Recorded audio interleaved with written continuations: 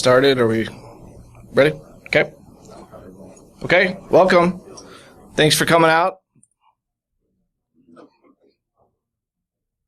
This session is establishing a foothold with JavaScript. So my name is Casey Smith. You can connect with me on Twitter at @subt. Recently joined Varus Group Adaptive Threat Division as a researcher. Really excited about that. Prior to that, I worked for a financial institution where I worked with both Red Team and Blue Team, which actually drove a lot of the research that we're looking at here today. So this is fun stuff.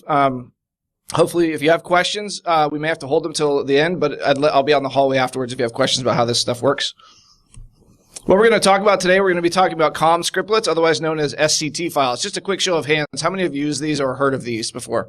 Okay, quite a few of you. Some of you haven't. I think this will be interesting to you. We'll also talk about a JavaScript rat. So just a very quick proof of concept that I put together to demonstrate in our environment how someone could, use JavaScript for command and control. We've actually got some examples of that being used in the wild, and we've seen an uptick in JavaScript for ransomware and other techniques. So we'll also talk about some defensive tactics that you can use to detect and deny this activity in your environment. So first of all, why are we even talking about JavaScript? Primarily because I was curious, and when we talk about living off the land, I just wanted to see, well, why not? Why couldn't we use JavaScript, or what could we use JavaScript for? And I stumbled onto this tool, SVR32, and this JavaScript scriptlets, really just out of curiosity primarily.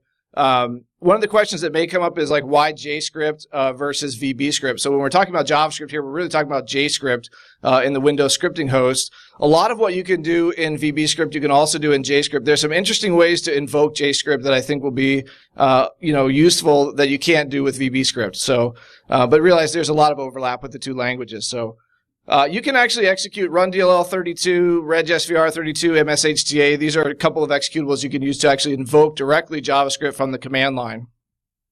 Just a quick, if you're a defender, one of the things that's going to come up quite a bit is command line auditing. So we'll talk about how you can use some different tools to look for these events running in your environment. So when we talk about file lists, there's a lot of different interpretations for file lists. In this talk, we're really primarily focused on registry persistence. So what we've got is the ability to store a command or a subset of commands inside the registry. There's also file lists with WMI as another example. We're not going to talk about that in this class. There's been some great research Matt Graber's done on WMI and exposing some of and Jared as well. So we're not going to touch on that, but I'll primarily focus on the persistence as it relates to registry persistence. So, okay, COM scriptlets. So this was something that I found back in about April. And what this is COM objects that are backed by JavaScript files or XML files. And so what you have is an SCT extension that's, by default, that's associated with Notepad. So if somebody were to double-click an SCT file, it would launch Notepad. However, there's some different ways you can invoke that we're going to take a look at. The extension doesn't actually matter. So what really matters is the content of the file. So for defenders, this gets very difficult because you could put a PNG or JPG extension on the file. It would still actually execute across a URL in your environment. So one of the questions that I had when I saw this was, how do we actually trigger execution on an SCT file? That's what we're going to talk about. I just added this slide here for reference. So this is about 9 different elements that could go into an SCT file. So you can create the COM scriptlet object. The ones that we're primarily interested in, though, are the script block and the registration block. There's other things that you can do here, and I would leave it for you to explore, but for now we're just going to talk about those 2 areas. So I published an example of a Barebones scriptlet back in April. I wanted to take you through what's interesting about this COM scriptlet. So there's about 15 lines of code here. To get this to execute your JScript on line 8, that could also be VBScript in this particular example. However, if you notice, there's a registration block on line 3. What I found is you can actually put code inside of the registration block that will execute when you call for register or unregister. So you can actually execute this without the COM scriptlet being registered on the host, which leaves no footprint in the registry, which is very interesting. So all we have to do is, inside of this registration tag, inside of the script block on line 11 there, put whatever code we want to execute, and that will be called when we call reg SVR32. So what does it look like from the command line? So again, from a command line auditing perspective, you would call reg SVR32/S, suppresses the warning prompts. So if there's an error that pops in your script, /u means we're going to call the uninstall portion of our function, unregister essentially this particular scriptlet, even though it wasn't even registered before. /i was basically, this is going to be the location of the COM scriptlet. So this can be a local file or it can be a URL. When I found this in the registry, I originally was just messing with local SCT files, and I saw that in the registry it was like file : /// and I thought, well, I wonder if you just replace that with a URL. Sure enough, that works. This is an important, you can run this over HTTPS. It runs behind a proxy. It's very, very useful to get code to execute from inside of an organization. And then you pass scrobj.dll to the command. This is what actually runs the scriptlet. So that's essentially the scriptlet runtime. We'll talk about that in a moment. The thing that's important about that is when that command runs, it doesn't actually register the COM scriptlet. Okay, it doesn't leave an artifact in the registry at all because we didn't actually register the scriptlet. We call the Unregister function. There's not a patch for that. That's the behavior of the scriptlet. So we'll talk about some defensive techniques. Again, command line auditing is a great one to detect this. Other techniques that we've looked at with WMI, sim sweep, some of those can detect some of those activities. So, okay. A Barebones Scriptlet. So what this is would be the ability to execute or persist a scriptlet on a machine or host a more robust scriptlet. So inside of this example, we're going to look at, I created a basic scriptlet, I called it Bandit, and we're going to basically expose a method called exec. And so inside of here, we expose the public method, then we'll be able to call that function here, and it's defined further down inside of the script tag. So, you guys see me okay? I'm not blocking the screen, am I? We're good? Okay. All right. Okay. So, what's happening there, if you create these richer scriptlets, they're going to be invoked by the COM scriptlet runtime. It's sort of like a virtual machine, essentially, for scriptlet components. This is what actually does execute the scriptlet, and this is what would load into applications when you notice that a COM scriptlet actually executes. So if you call a scriptlet from, say, a .NET application or even PowerShell, this is the backing behind that COM scriptlet object. So if we were to create the scriptlet and register, we could then invoke it in PowerShell, for example. So you could see here I've got a scriptlet. I create a new object, a COM object. We give it the name Bandit, and then we can pass the exec function, and this would call into and run the JavaScript that's backing that COM object. Does that make sense? Okay. If you wanted to evoke this through .NET, for example, if you wanted to have access to a JavaScript file, you have a .NET small footprint, you call out, this is using reflection. I'll just leave this in here for example. Again, we just called to the name of the scriptlet and then call the method we wanted to invoke. All right, this one here is really interesting because the scriptlet URL, I mentioned this already, but this can be a local file or it can be a remote file. And again, this is when you do actually register the COM scriptlet, this is the artifact that you would see. So generally speaking, you would not want to find in a registry sweep in scriptlet URL, an actual URL. There's no reason really to be running remote scriptlets that I've seen. If you have a use case for that, please let me know. I haven't seen a use case for that yet. So this is the artifact you would find if you were looking for these inside the registry. Now this one's interesting that we've actually seen malware use this type of call to invoke some JavaScript. There's a little bit of a twist on here because I'm going to be calling a scriptlet in this situation. So the thing to point out on this slide is we call run DLL 32. We're basically opening an HTA application. However, notice the URL that we're using here. We're using script:/HTTPS and then the path to wherever your scriptlet is hosted. That's what's going to trigger the execution of the COM scriptlet. And then we simply call the method that we defined in the scriptlet, and then we close the HTA file so no message or warning would pop on the user's machine in that situation. So that's a distinction there as far as setting up the call with run DLL 32. You can also invoke this via MSHDA. So you can pass the JavaScript URL or scheme essentially, and then invoke this via GetObject. And GetObject works very much like Reg SVR 32. So it's proxy aware, runs over SSL, follows redirects. It's a great function. But again, we call the method and we're using the JavaScript scheme. So directly from the command line, if you see MSHDA called, run DLL 32, those would be indicators that somebody may be executing a scriptlet in your environment. Are adversaries using this? They are. I don't know if yeah, here we go. Let me just show you this slide. So this is an example. Greg Foss did a presentation on this. We used to call this CB art or carbon black art, essentially. So what you're looking at here is a process tree. So MSHDA executing PowerShell, executing regsvr32, and then iterating through multiple loops with regsvr32. So this is the kind of indicators that you would see for those of you who are working with tools that do command line auditing. Sysmon being a great example of that. Okay. So I wanted to see how far I could push COM scriptlets. What could you actually do with JavaScript? So I created a scenario where I could have a scriptlet that had a DLL embedded inside of it that would download the DLL, decode the DLL, and then execute on disk. So there's a DLL that's on my GitHub page. It has all 5 different variations of whitelisting that are available. So it's got like install util, regsvr32, run DLL32. Basically, one of the things that you can do here is you can actually encode the file with cert util. So this is actually something I think Matt Graber and I found sort of independently, but very similar time frame, was that you could take a cert util, run this code. It doesn't have to be a certificate, actually. It can actually just encode any file. So to stage this, you run cert util, encodes the DLL, base64 into the script. You could add an encryption routine here if you wanted, and then anything that would be watching over the wire for that DLL would likely miss that because it wouldn't see that in the payload.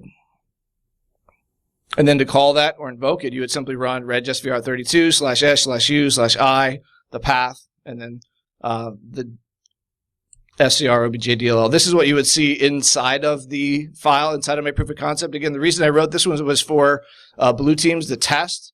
So if you wanted to go out and test and see if this would execute in your environment, that's exactly why this DLL exists. So let's look at a demo of that.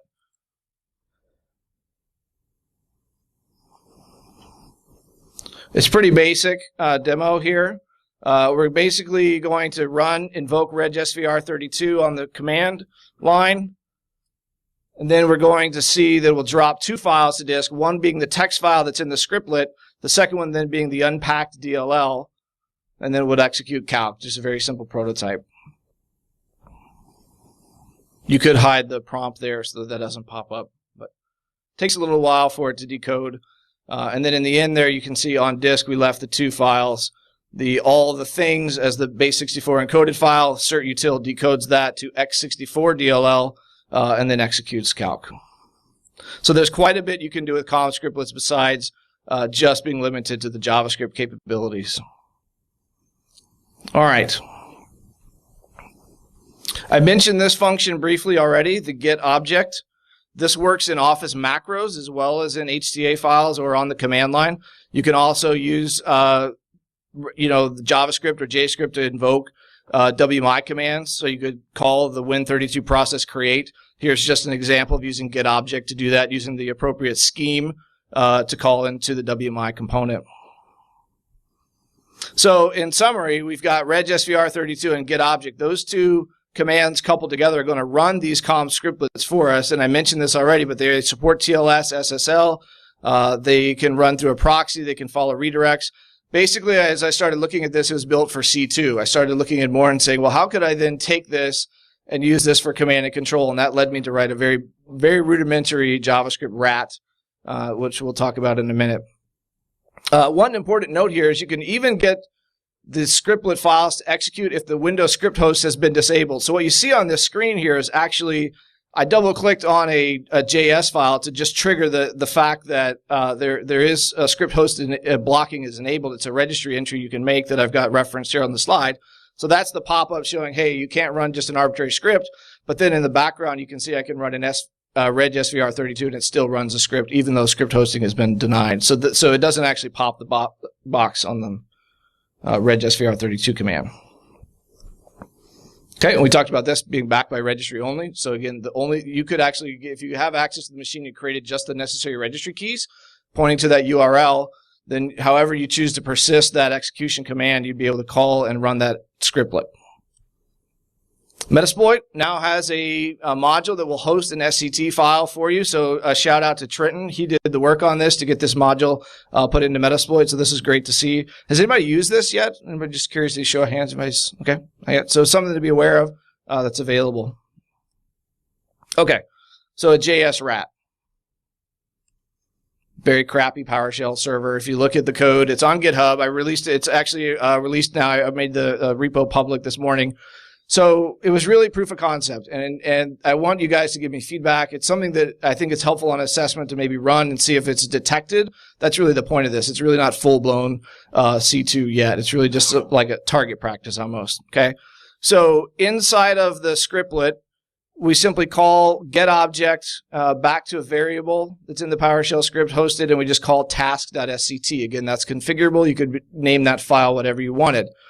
When that loops through on the endpoint, what we then do is we run the command, or here we're just going to run 3 different commands. So we're going to run a command, hostname, ipconfig, who am I? So we want to just get that information off of the box. In order to then eliminate some of the complex proxy checking and variables that I would have had to do, I decided to continue to use GetObject to send request a non-existent URL, and that's essentially like posting the data back to the server, okay? So what this is doing on line 12 is simply calling back with the results of the base64 encoded output of those 3 commands. It can split those into multiple blocks and then reassemble them on the server and then output them for C2. So let's look at a sample demo of that real quick.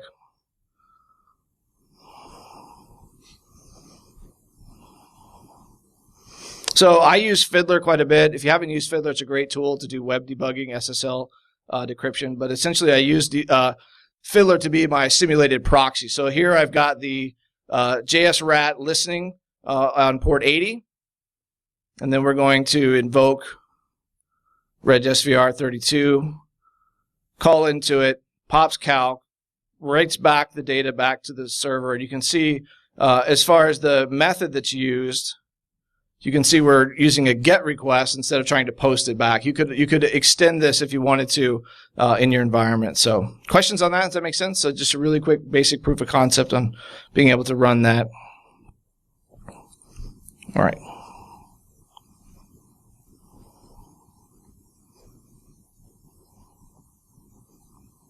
Okay, so something else that came up as I was working with scriptlets was, how could you run shellcode, or what are some capabilities that JScript has to be able to execute shellcode? There's this amazing COM DLL, essentially called Dynamic Wrapper X. It's both in English and Russian, so run this in test environments only. I haven't debugged or reverse engineered this completely, so but what this allows you to do is to make Win32 API calls directly from, say, VBScript or JScript. So you do have to install that. It does persist on disk, but it gives your scripting capabilities quite a step up. So we have actually seen, at least one analyst reported this, has seen this being used in the wild. So be aware of the DLLs on the GitHub page. You can also see, you can download it from that URL as well. This one is x86 only. There's a newer version out that does x64 and x86 as well.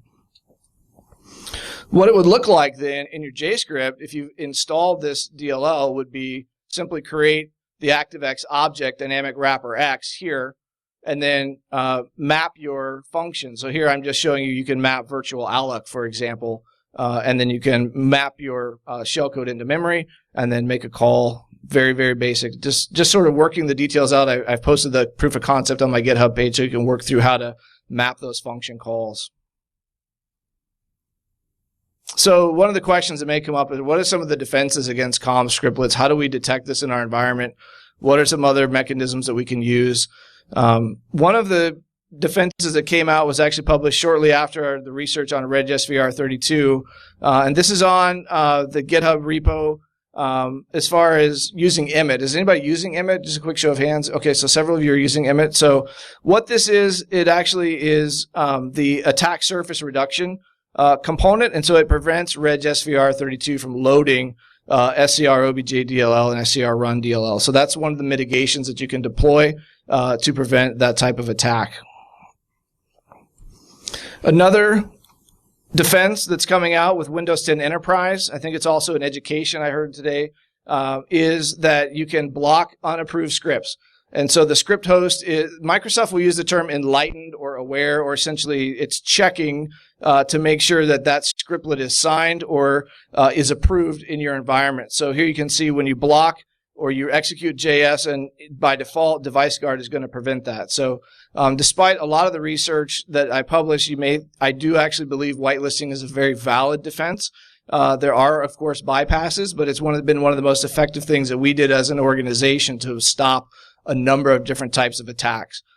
So device guard is very strong. I encourage you to take a look at that. Start looking at that inside of your environment. So I think we're doing okay on time here. Let's see. Yep, I think we're doing good. That's what I've got. So hopefully this is helpful. I want to give you guys a chance if you have questions. Again, out on the GitHub repo are all the sample code that I showed, as well as connect with me on Twitter, feedback on the prezo or talk or anything afterwards. So thank you for your time. Any questions before a couple question here on the front row? Yes? What legitimate uses of SCTs, like file-backed ones, have you seen? Because you said you hadn't seen the URL-based ones. Yeah, I haven't seen anybody using COM scriptlets. Actually, I haven't seen. It's a good. So the question was just for the question was, what legitimate use have you seen of SCTs? I haven't seen anybody use. It's an old technology. It's been around for quite some time, and I haven't seen any. I haven't talked to anybody yet that says, oh well, we can't block that because we use SCT files. I haven't come across that yet. So. Good question. Question here? One thing we did in Carbon Black was look for netcons on Reg server and everything else, so that's a good rule. Okay. Something you can use if you're checking for network connections, look for Reg SVR32 making netcons. So good. Other questions? Yes, question back here. Real quick, you mentioned that it didn't matter what file extension was attached to it. Can you go a little more in depth on that? Sure. How you can use that? Sure. So the question was, I mentioned that the file extension does not actually matter. And so what actually matters is just that it conforms to the XML for the scriptlet file. And so that's defined back on one of the earlier slides. I had the reference with the 8 or 9 elements in there. As long as it's well-defined XML, it can be any file extension as far as calling it from a URL. So you might put a JS extension or a JPEG so that over the wire it might look like, if somebody's just looking at URL monitoring, it would look like they just downloaded a photo. But if you actually crack that open and look at the contents, you'd see that it's still that well-formed XML. Does that answer the question? Okay, great. Yes. The question was would the MIME type matter? And I haven't experimented with that, so I'm not sure. I don't think that it would, but I haven't honestly tested it, so I don't know. Good question. Yes.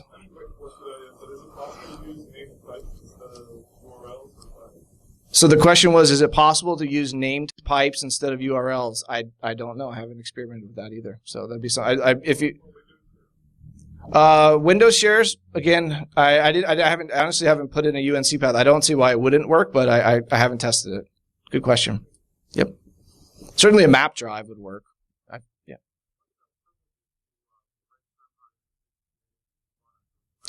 Okay, so the question was, what privileges do MSHDA and Reg SVR32 run under default? They run as the normal user account. Yep. So there's no privilege escalation in these examples here. It's just that whatever access the user that executed the command you'd get that access. Yes. Question. So you mentioned all the command line interfaces into it, like Reg SVR32 and like MSHDA. Have you done much experimentation using the ActiveScript event consumer with permanent WMI event subscriptions? I have not. The question was, have I done much with ActiveX WMI subscriptions? I have not. Yep. Good question. Any other questions? Okay, thank you for your time. I appreciate it. If you have other questions, we're going to talk in the hall. Thank you.